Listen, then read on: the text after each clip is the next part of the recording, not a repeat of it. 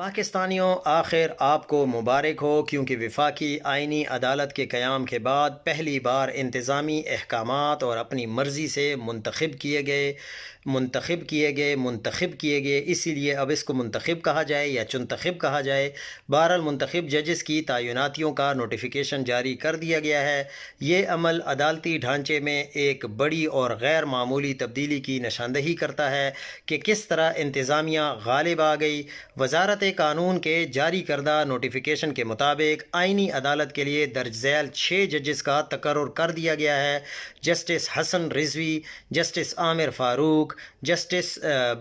Baqir Najafi, justice کے آغا، justice روزی خان اور جسٹس ریٹائرڈ ارشد حسین شاہ۔ یہ تمام تقرریاں ایک نئے نظام عدل کی عملی شروعات ہیں اور عدالتی نظام کی مزید گراوٹ کا باعث بنیں گی۔ کمال کی بات ہے کہ یہ نام کہاں سے آئے اور کس نے چنے، یہ پورے پاکستان کی قوم کو اب پتہ لگ چکا ہے کہ عدالتیں کون چلاتا ہے، ججز کس کے لیے کام کرتے ہیں اور عوام کا کیا کرنا ہے۔